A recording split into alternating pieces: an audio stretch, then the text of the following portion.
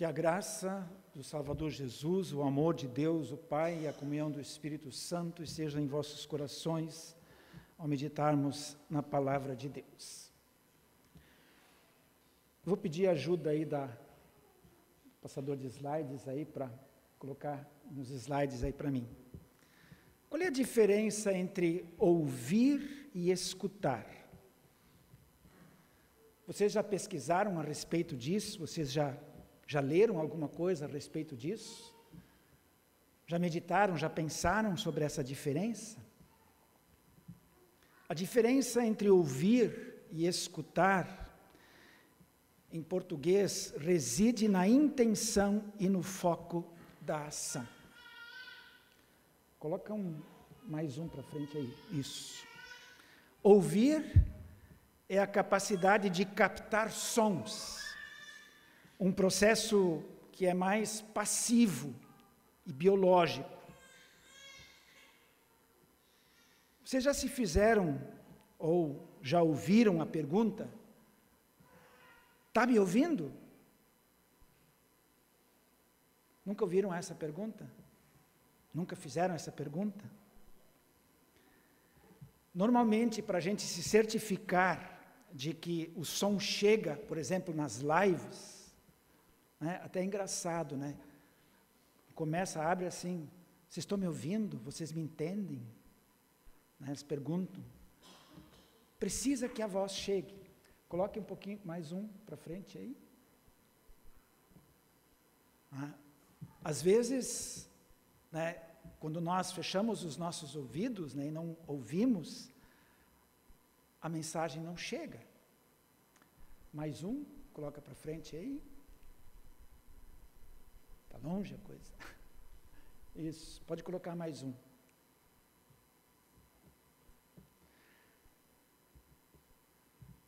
Escutar é um pouco diferente. Por outro lado, envolve a intenção de prestar atenção, compreender e interpretar o que está sendo dito, sendo um processo mais ativo e mais consciente. E aí, de novo, uma famosa pergunta que se faz, uma expressão que se usa: está me escutando? Especialmente em diálogos, né? Pais e filhos, marido e mulher, está me escutando? Coloca mais um para frente. Isso. Normalmente, quando se tem, então, a intenção de que alguém entenda o que estamos dizendo, nós fazemos essa pergunta. Poderíamos dizer que, de certa forma, escutar depende em grande parte do ouvir, mas nem sempre. Alguém diria assim: e o surdo? Pela definição de escutar, poderia muito bem escutar, e escutar com os olhos, se ele conhece Libras, a linguagem de sinais do Brasil, ou outra linguagem. Ele compreende, ele entende. Coloca mais um. Um desenvolvedor cognitivo, comportamental, chamado Marcelo de Souza, um doutor, em um livro que ele escreveu, A Arte de Escutar o que Não Queremos Ouvir, desafiando a percepção e o comportamento humano. Ele diz, num parágrafo, ele diz assim: você já parou para refletir sobre o poder transformador de escutar aquilo que, à primeira vista, preferimos ignorar? Vivemos em um mundo repleto de informações e ruídos que nos cercam o tempo inteiro. E vejam só, uma coisa importante que ele diz: onde a constante busca por validação e a tentativa de reafirmação das nossas crenças e ideais parecem mais fortes do que o simples ato de ouvir. Ele segue dizendo: essa reflexão nos leva a um princípio básico, mas complexo da natureza humana. Interessante. Ele fala da natureza humana, ele diz assim: é raro encontrar uma pessoa disposta a escutar o que ela não quer ouvir. Se as pessoas já não querem ouvir, como vão escutar? Coloca mais uma para frente. Nós temos no Antigo Testamento, em Deuteronômio, o que nós chamamos de Shema Israel, que é o escuta Israel. É uma palavra que Moisés diz ao povo de Deus ali, pouco antes de entrar na Terra Prometida, e ele faz uma revisão ampla e completa das leis que eles deveriam seguir, e aí ele fala dos 10 mandamentos, e aí ele orienta o povo à obediência, diz: olha, que vocês entrarem na terra, sejam obedientes a Deus. E aí ele vai dizer esse Shema Israel. Ele diz: escuta, Israel, o Senhor nosso Deus é o único Senhor. Portanto, ame o Senhor seu Deus de todo o coração, de toda a sua alma, de toda a sua força. Essas palavras que hoje lhe ordeno estarão no seu coração. É mais do que simplesmente o ato de ouvir, é o escutar, é levar a sério, é colocar no coração. Muito mais do que isso, e aí ele diz: você as inculcarás aos seus filhos. Então, é escutar, aprender, tomar conhecimento da coisa e ensinar aos filhos, à descendência. E diz: e delas falarás quando estiver sentado em sua casa, andando pelo caminho, ao deitar-se, ao levantar-se. Também deve amarrá-las como sinal na mão, e elas lhe serão por frontal entre os olhos. E você as escreverá nos umbrais de sua casa e nas suas portas. Isso é muito mais do que o simples ouvir. É prestar atenção, é botar sentido daquilo que se está ouvindo, viver, praticar e ensinar. O apóstolo Paulo, em sua carta aos Romanos, no capítulo 10, versículo 17, ele vai nos dizer uma palavra lá, ele diz: e assim a fé vem pelo ouvir, e o ouvir pela palavra de Cristo. Esse ouvir que aqui é colocado é muito mais do que o ato físico, mas é um ouvir que escuta, que presta atenção, que entende. Na linguagem tradicional, a antiga que nós temos, nem aparece a palavra ouvir, aparece a palavra pregação. Ele diz: a fé vem pela pregação, e a pregação pela palavra de Cristo. Então é o ensino que a gente conhece e presta atenção. Por que ouvir e escutar a palavra? Por que isso? Para termos a oportunidade de ouvir e escutar o que Deus tem a nos ensinar. E o que Deus tem a nos ensinar e dizer é o que você, meu irmão e minha irmã, o que eu precisamos saber, que nós somos vivificados na misericórdia do Senhor. Por isso que Deus quer que nós ouvimos e escutemos a sua voz. Deus não quer dar receituários, Ele não quer dar passos, 5 passos para, 10 passos para, não. Ele quer que simplesmente tenhamos a convicção, a certeza, a fé de que nós somos vivificados pela misericórdia do Senhor. É um ato de graça de Deus em nossas vidas. A palavra de Deus é palavra vivificadora que gera, que dá e cria e preserva em nós a nova vida que nós recebemos. Nova vida gerada no dia que nós somos batizados. Palavra e água, unidos, fazem o sacramento do batismo e nos vivificam na misericórdia do Senhor. Essa palavra será preservada pelo ouvir, pelo escutar da palavra de Deus, que vem da boca de Deus, da Escritura. Por isso nós sempre dizemos que todo aquele que anuncia e proclama a palavra de Deus é boca de Deus. É sério. Quem anuncia a palavra precisa anunciá-la como palavra de Deus. Vejam aquilo que aconteceu no texto que nós ouvimos de Jeremias, que ele chama a atenção daqueles falsos profetas. Ele diz: eu não mandei aquela gente anunciar, não. E eles anunciaram por conta deles, falavam sonhos. E aí o profeta diz: não deem atenção, não escutem o que eles estão dizendo, porque são sonhos, são coisas que nascem no coração deles, não são a voz de Deus. O salmista, no Salmo 119, ele se encontra angustiado, aflito, sendo perseguido, caluniado, e ele reconhece que apesar de todas as circunstâncias da sua vida, seria diferente para nós.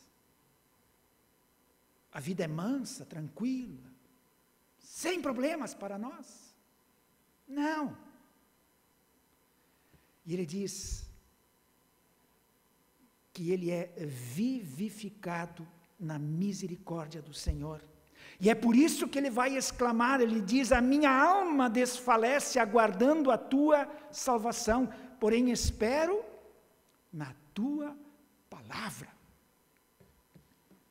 O salmista expressa que não só o ouvir, mas o escutar, o prestar atenção, botar sentido, trazer para dentro do coração, tirar daqui da mente e colocar aqui no sentimento que me transforma e que me move. Ele diz: esperar na tua palavra, é isso que ele faz. Do versículo 82 até o versículo 87, ele vai expressar os detalhes de seu sentimento, de sua alma desfalecida, que aguarda a salvação do Senhor. Ele abre o seu coração, ele lamenta a situação que ele está, mas ele deixa muito claro o que significa a palavra de Deus, e que ele não esquece os decretos do Senhor. Ele diz: todos os teus mandamentos são verdadeiros. Por mais dificuldade, por mais angústia, por mais aflição que existe, a palavra de Deus continua sendo a palavra de Deus. Ele diz: não deixo os teus preceitos. Então, nada nos pode tirar da palavra, de andar na palavra. E por que isso? Ele sabe e quer que nós também saibamos que nós somos vivificados na misericórdia do Senhor.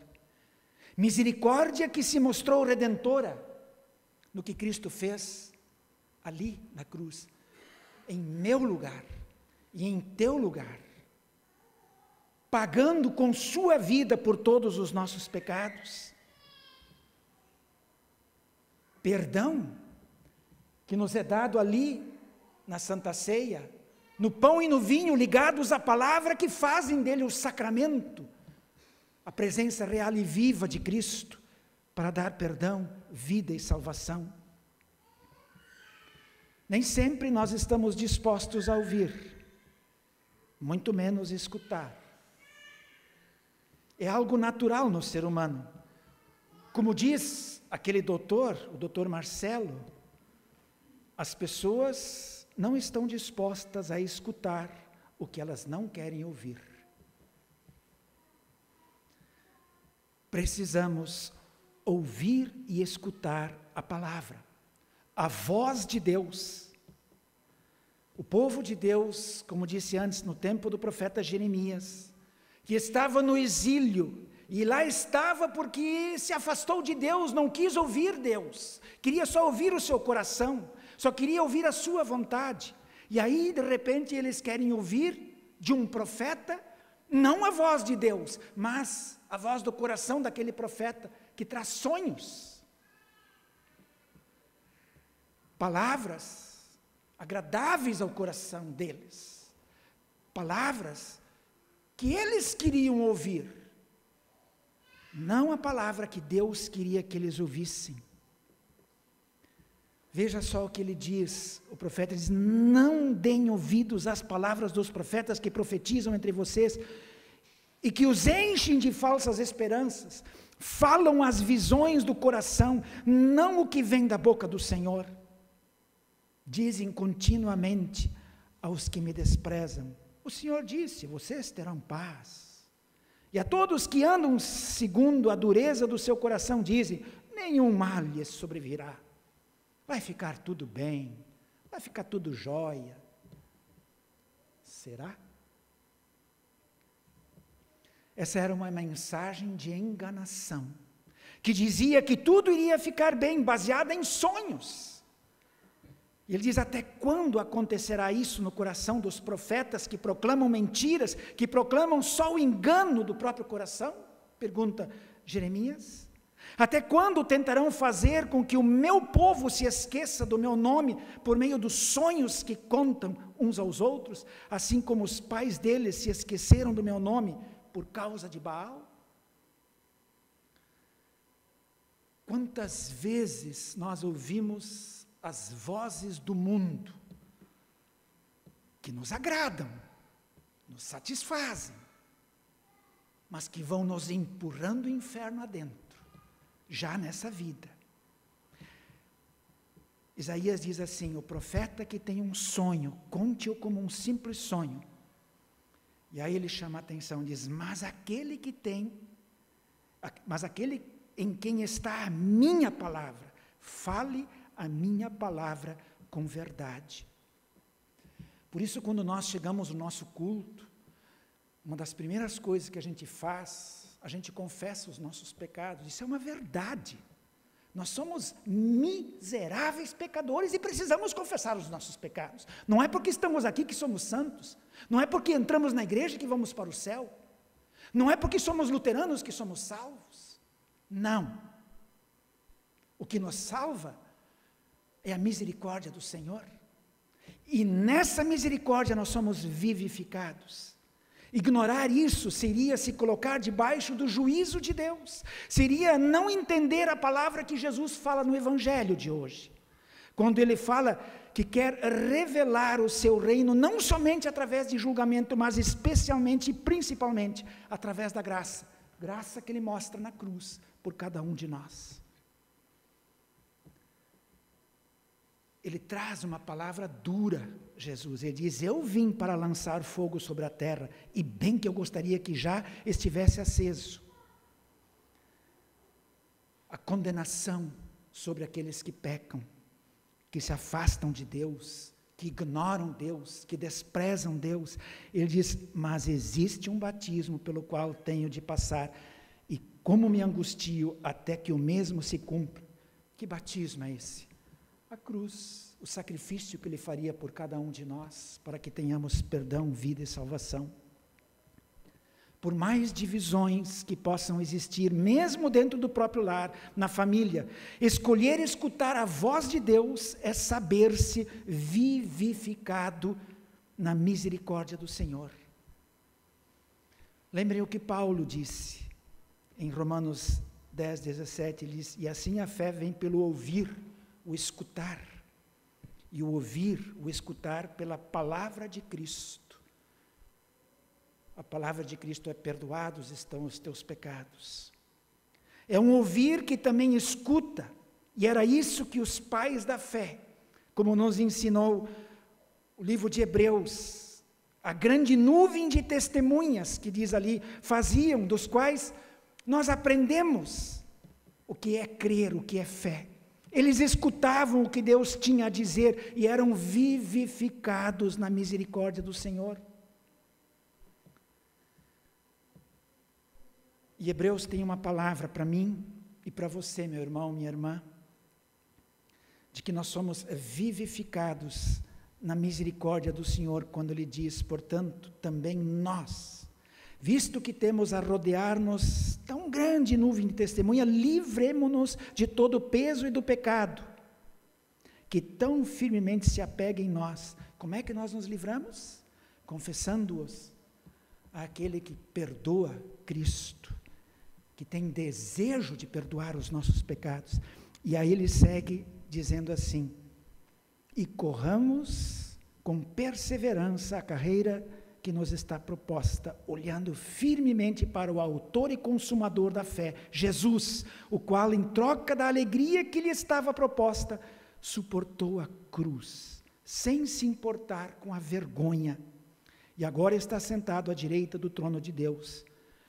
Portanto, pensem naquele que suportou tamanha oposição dos pecadores contra si mesmo, para que vocês não se cansem nem se desanimem. Querido irmão, querida irmã, o autor e consumador da nossa fé nos diz: você é, eu sou, todos somos vivificados na misericórdia do Senhor. Não se esqueça disso. Viva cada dia nessa verdade.